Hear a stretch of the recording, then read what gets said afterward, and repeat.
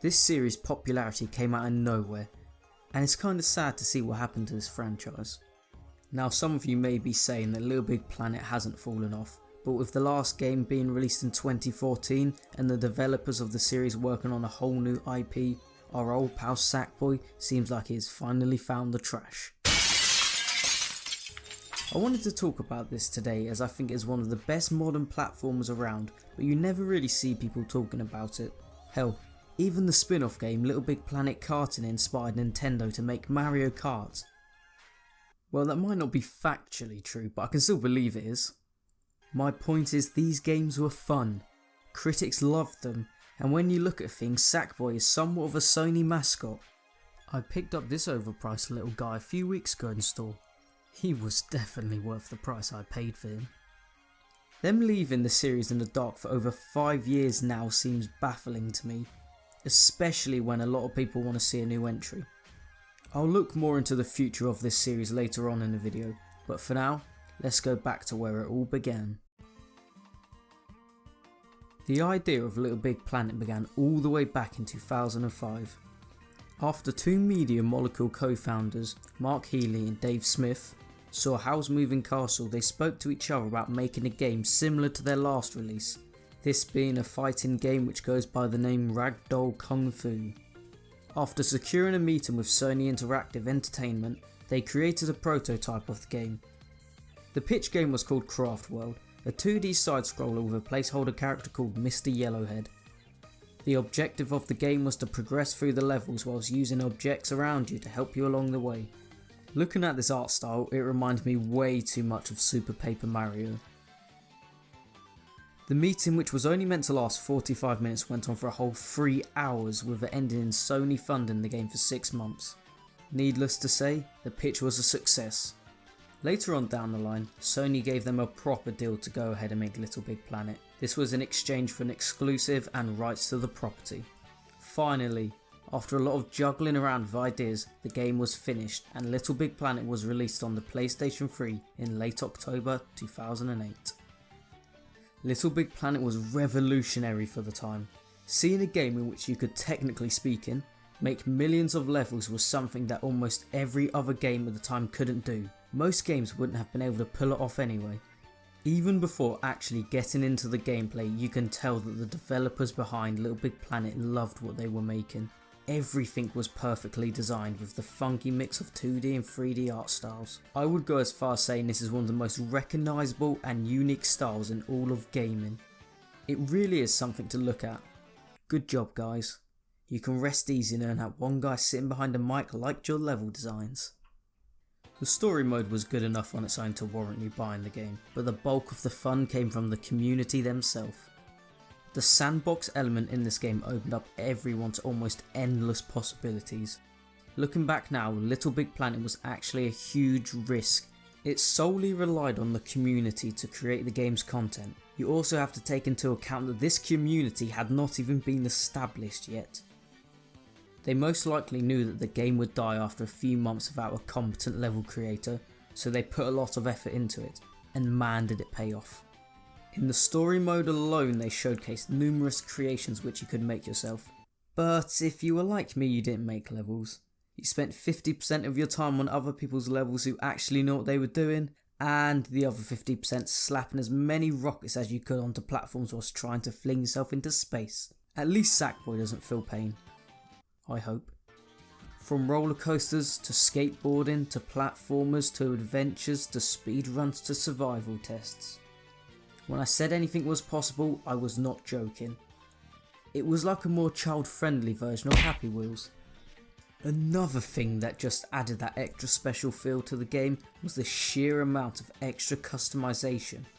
You could collect many outfits to put on your old pal Sackboy, gather stickers to plaster all over the levels, and even customise your own pod. Although there was DLC, it wasn't really worth the money. But that didn't stop me buying it. The game was greeted with wide critical acclaim from around the globe and received multiple awards within only a few months of release. This led to the game being ported to PSP, but unlike most other ports on handhelds, this version of the game was actually just as good.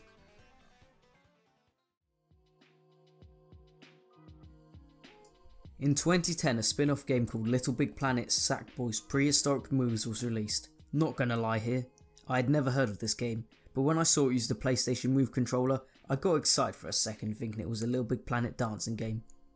Yeah, that dream was crushed when it ended up being basically a tech demo.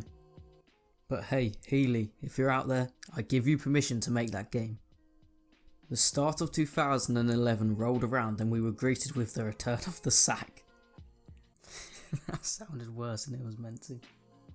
Little Big Planet 2 took everything we loved from the first game, expanded on it and made it feel even better while still keeping the look and feel from the first game. This is something which we really don't see often in the video game industry. Quite rarely do we get a sequel which is actually better than the original game. They went as far as adding all the levels from the first Little Big Planet just in case the fans didn't enjoy this one. If you thought the customization was good before, then you better put some new pants on because you're going to shit yourself when you see what you can do here. There is literally no way to put into perspective how much more you could do here. The only way I could describe Little Big Planet 2 is Little Big Planet 1 but on steroids. You could play games inside games.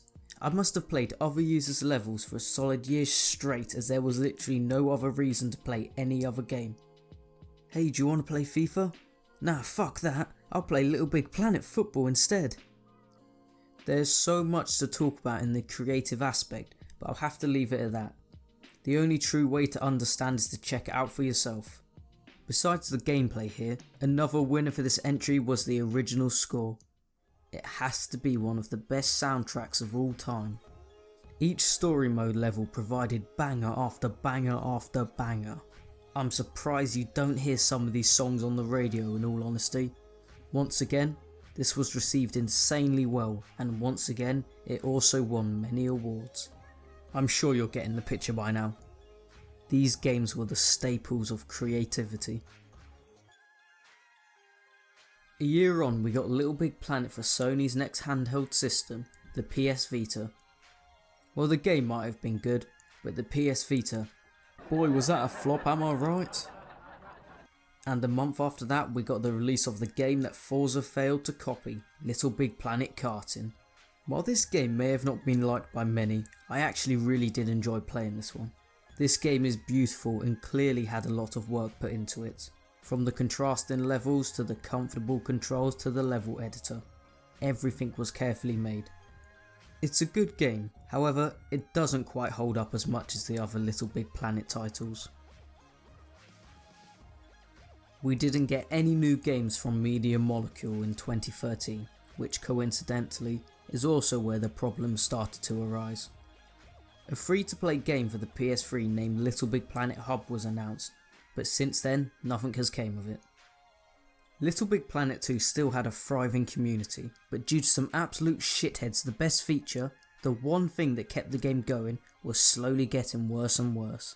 Levels were just getting copied and pasted and copied and pasted and copied and pasted all over the place. On top of this, the cool pics feature was removed, which is where most people got the maps that they played from. I, however, was still having fun with the game, and things started to look up again with the announcement of Little Big Planet 3. The first but also the only entry to be released on the next generation consoles. From the trailer the game looked promising. We were introduced to new characters who each had special traits, the amount of layers increased from 3 to a whopping 16, and overall it seemed like it was going to do exactly what Little Big Planet 2 did. Take the previous game, expand on it, and make everything better. Well, it's not really how it turned out. Upon release in November 2014, it's safe to say the fans were disappointed. Online play barely worked, the game was littered with bugs, and hub dropped frames so often that it was beyond a joke. Like many, I gave up on this game for a while. I wanted to give it a chance, but beyond the story mode it was unplayable. A year on I came back to Little Big Planet 3 expecting it all to be fixed, but nope. These sort of problems should have been fixed within a month of the game being released. In all honesty, I don't even know if these games have been fixed, because I can't be bothered to check the game out anymore. Needless to say, I completely left the game by that point, and so did the rest of the community. Why did the game end up being so mediocre though? It's most likely because Media Molecule didn't actually have anything to do with this game. Instead, Sony asked Sumo Digital to produce the game with a way too ambitious deadline. Everything was rushed, and it really didn't help that it was being developed by people who had only ever helped out with some DLC. Now, with all that being said, the game was not horrendous, but it caused the community to crumble, and with a game where 99% of the content comes from the users themselves, that is the last thing that you want to happen. The only piece of Little Big Planet content we've had since was in 2014 with a cash-in mobile game called Run Sackboy Run. Since then the series has fallen silent. There's been no news on the new Little Big Planet 4 even being in development, and slowly but surely our old pal Sackboy is fading into gaming history. All hope isn't lost though. Like I previously mentioned, Media Molecule are close to releasing a new IP called Dreams, and I can't help but see so many similarities to Little Big Planet. Dreams has that style, has the gameplay, and has that customization that the community love. When this game releases, I could easily see it appealing to fans of Little Big Planet. Further on down the line, I also see a high chance of a remaster. They could slap Little Big Planet 2 onto the new PlayStation console with upgraded graphics, and maybe even Little Big Planet 1 thrown in there. Imagine if they dropped a remake in January of 2021 to celebrate the 10-year anniversary of Little Big Planet 2. If it launched without the glitches and a competent online mode, then there is no doubting that the community would return. If the game gathered a following again, then we'd probably also see Little Big Planet 4 as well. There is so much that could be done with this franchise. It doesn't deserve to be left to rot without its full potential being showcased. For now though, it's in the hands of Sony. They have the power to bring the series back into the limelight. Little Big Planet was one of the most innovative and creative franchises around. I really do hope that they do something with this in the future. Thanks for watching. Let me know in the comments below if you'd like Little Big Planet to return. I wouldn't blame you if you didn't after Little Big Planet 3. If you enjoyed the video, be sure to like and subscribe. Turn on that bell to be notified for my next upload, but for now, I'm out. I'll see you all next time.